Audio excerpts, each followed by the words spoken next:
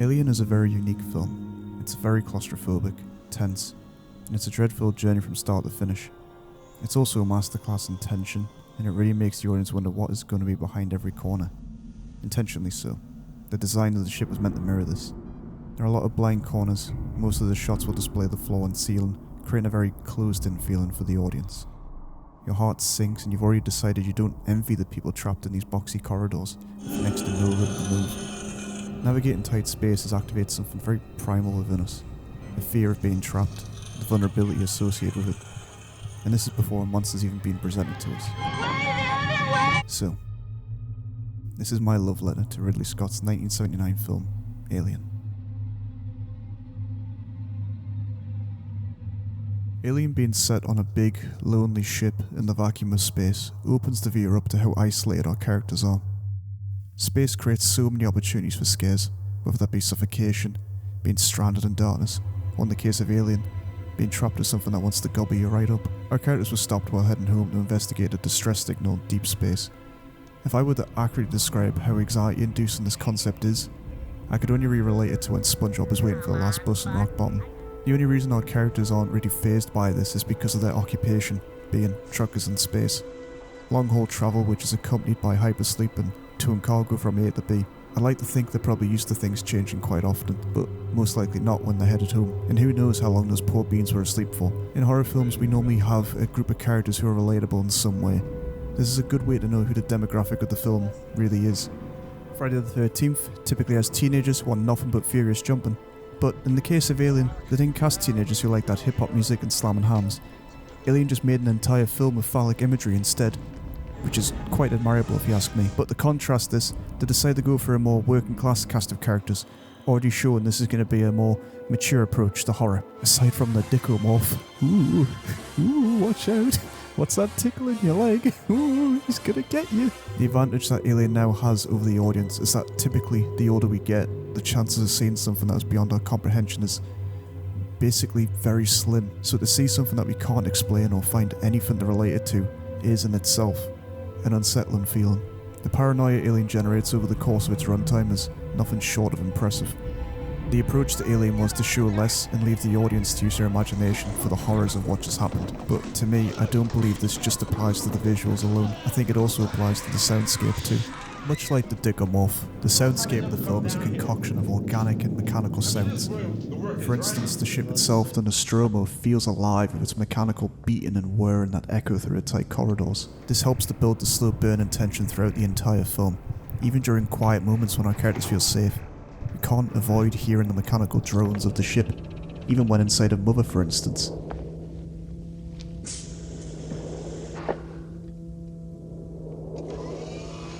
The most common sound in Alien is the heartbeat, and obviously the reason being for this is that tense scenes with the sound of a heartbeat can very easily increase your own. What I find super cool about Alien though is that the heartbeats we hear aren't the beat of a human but more mechanical, like beeps and drones attempting to mimic human anatomy.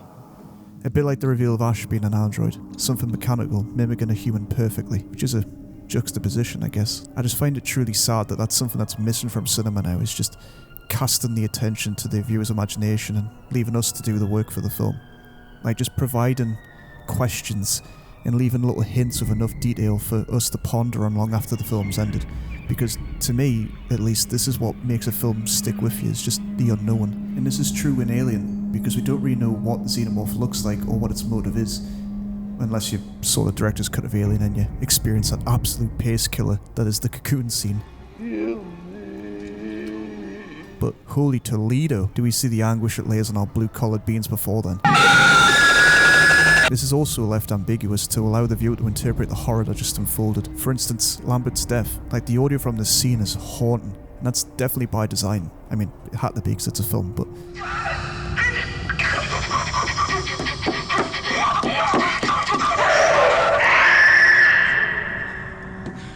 And since we don't know the xenomorph or its nature, we can only attribute what we think is happening to Lambert by human standards, and we can probably just agree right now that the xenomorph should just be known as Griffith at this point. Obviously, I feel like this was done intentionally to skew the audience and to believe in the Griffith angle, but at least it wasn't as graphic as Bone Tomahawk. I can't think of another horror film like this in recent memory, aside from like a few, like The Invisible Man or Don't Breathe. What these films share is a tension so massively crafted that once the film ends, pardon the pun, but you feel like you can finally breathe. Granted, The Invisible Man does lose some of its tension, well, a good chunk of it at a certain point, but it's still really great and tense before then. The way Alien reveals the xenomorph to the audience was something so different and horrifying that it's no wonder it left an impact on the film industry as a whole. Like, we see the origin, the conception, and then its unnatural growth to the fully grown xenomorph, and each one of these little insights contributes to how unique the creature and the film is, which is why it just works so gosh darn well. Sadly, I do think Alien suffers from a lack of shock factor now, but that's basically because of the age of it and how big the impact it was on horror. I don't know if that made sense. But watching Alien on release, I can only imagine how genuinely terrifying it must have been, since there was nothing quite like it at all. The only thing you could compare Alien to at the time was something like Solaris or 2001: A Space Odyssey, which, same as Alien, impacted cinema in a big way. The impact of Alien wouldn't have been possible without a few notable people, and one of them of course is H.R Giger, and just let it be known that I've spoke about Alien for a good while now, and this is actually the first time I'm actually bringing this dude up. So, H.R Giger, an enjoyer of opium, and the artist behind the Xenomorph, the Derelict, the Space Jockey, and the planet of LV-426, was solely responsible for the non-human elements of Alien. When Ridley Scott was showing H.R Giger's book, The Necronomicon, he almost instantly found the monster that would now be known as the Xenomorph. Glossing through some of the artwork, you can kind of see how twisted and unique H.R Giger's visions were. The mashup of dark, erotic horror really is something that you don't see every day, which does explain the phallic imagery in that one very suggestive doorway. As I mentioned earlier, the Xenomorph is a creature of organic and mechanical origin, and its refuge, the Derelict on LV-426, reflects this, with the long, dimly lit hallways draped in dark organic material, mixed in with the sleek shine of metal, and the Space Jockey, the pilot of the Derelict, who as we're told looks as if he was grown out of the actual chair that pilots the ship. It's all just so creepy, and it really shows how otherworldly this planet is.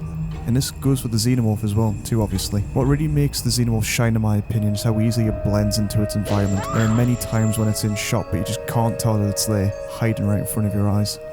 Even areas on the Nostromo mimic certain characteristics about the Xenomorph, which again help it to blend in so effectively. It can easily induce panic on the viewer. Some walls have patterns that are similar shape to the head of the Xenomorph. Pipes on the ship are just ribbed like areas of the Xenomorph's body, and the dark, void-like colour of the creature help it disappear into the dark recesses of the Nostromo. But above all this, the thing that really truly scares me about the Xenomorph is the acidic blood, because once that creature's on the ship, it's not a case of killing it. You basically have to trap it or escape, and if any of that blood was to drop on the deck, it could very easily chew through the hull, and then the vacuum of space would just, well, take care of the rest, I guess. Or I've seen in Aliens, it could just straight up melt your face, and I'm gonna say it, that isn't something I'd enjoy too much. In horror films, the characters make a series of illogical choices. In Alien, I struggle to find a choice that isn't very logical. I'm sounding a lot like Spock right now. The plan to use fire to force the Xenomorph out and into an airlock was probably the smartest choice for capturing it, really. An even smarter choice would have been to listen to Parker and just put Kane back on ice during its conception period. Hell, even if people just listened to Ripley, this whole thing could have been avoided. But in hindsight, now knowing that Ash is an android, just kinda makes the betrayal sting that little bit more. Actively working against the crew members so discreetly, it's no wonder he admires the Xenomorph in its purity. Something not human, doing what it needs to just to survive. This is what makes Alien so eerie. You're trapped with a creature that will just kill indiscriminately, confined on a ship whose sole mission classes you as expendable, with an android willing and able to complete the task. Stuck within the tight, cramped corridors, playing on fears of claustrophobia and not knowing what's behind every corner, being held captive by the sounds of whirring and beeping, which is mimicking your own heart, and using this to build so much tension in the viewer that once the film has ended and the rumours became silent, you still just don't feel safe.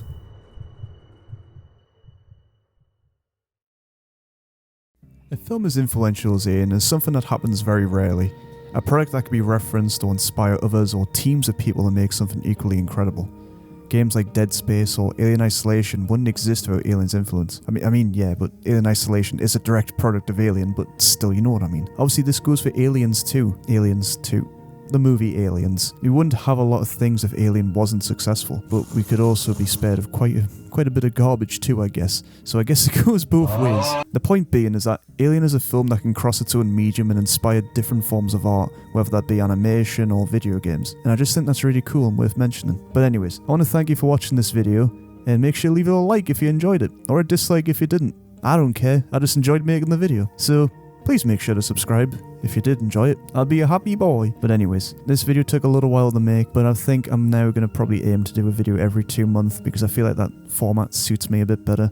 It just means I can take time and make something as high quality as this. At least I think this is high quality anyways. But anyway, I'm rambling. And yeah, cool. So expect to see a new video soon. And yeah, I'll see you in a little bit.